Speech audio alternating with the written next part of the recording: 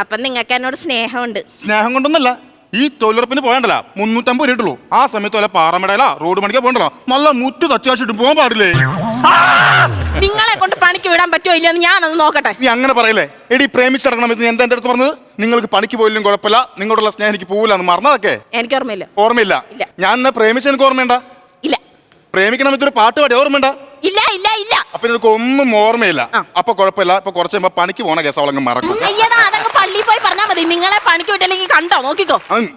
തന്നില്ല, അതിന് ബോധമില്ലായിരുന്നല്ലോ. അല്ല രാത്രിത്തെ കണ്ട ഇപ്പഴത്താ. ഇതെങ്ങനെയാണ് ചുണ്ടും കൊണ്ട് കണ്ടത്? ബെഡ് ലാർജ് തന്നില്ല. ബെഡ് ലാർജോ? Bed large. ബെഡ് കോഫി എന്നാണോ ഉദ്ദേശിച്ചത്? നിനക്കത് ബെഡ് കോഫി ആയിരിക്കും, പക്ഷെ എനിക്കത് ബെഡ് ലാർജ് ആണ്. തന്നില്ലല്ലോ. എനിക്ക് മനസ്സില്ല. തരാൻ മനസ്സ് വേണ്ട, കയ്യ മതി. നിങ്ങളുടെ അസുഖമൊക്കെ ഞാൻ എന്റെ ആങ്ങളോട് വിളിച്ച് പറഞ്ഞിട്ടുണ്ട്. വെട്ടും കുത്തും പറഞ്ഞോണ്ട് നടക്കുന്ന ആളാ. വന്നാ കാണിച്ചു തരാം കേട്ടോ. അവൻ വരട്ടെ, ഞാൻ പോലീസിനോട് കാണിച്ചു കൊടുക്കുന്നുണ്ട്. എന്താ? പേരിയോട്ട് ഗുണ്ടല്ലേ, എന്റെ വീട്ടിൽ ഒന്ന് വിളിച്ചിരിക്കാൻ ഞാൻ പറഞ്ഞു കൊടുക്കും. പണിക്ക് പോകാൻ പറ്റുമല്ലോ? പണിക്കല്ല ഗിരീഷേ, ബിവറേജിക്കാണ് ഞാൻ പറഞ്ഞ. അയ്യടാ, ഇങ്ങനെ സ്വഭാവം ഇതെന്തുവാ? കുടിച്ചിട്ട് വന്നു കഴിഞ്ഞാൽ ഇയാൾ അന്യൻ, കുടിച്ചില്ലെങ്കിൽ അമ്പി. എന്റെ ആങ്ങളെ വരുമല്ലോ. കളിക്കലട എന്റെ അടുത്ത്. ഞാൻ ആരാന്നറിയാ? വെച്ചിക്ക് ഈച്ചിക്കളെ ഞാൻ അങ്ങോട്ട് വന്നിട്ടുണ്ടായി കേട്ടാ. അല്ല, എന്താ പ്രശ്നം?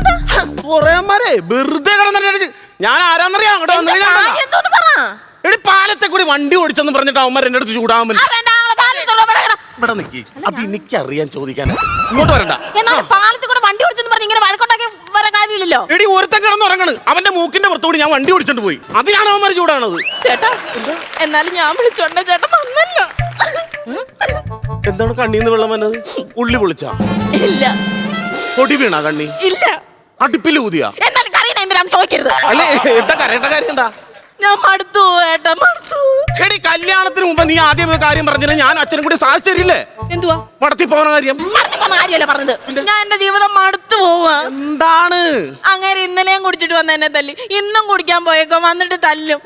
ഞാൻ തിരിച്ച് വീട്ടിൽ വന്നോട്ടെ ചേട്ടാ. മുട്ടുകാലം ഞാൻ തല്ലി ഓടിക്കും അങ്ങോട്ട് കയറിയിട്ടുണ്ടെങ്കിൽ. എടി നിനക്ക് എത്ര നല്ല നല്ല ആലോചന വന്നടി.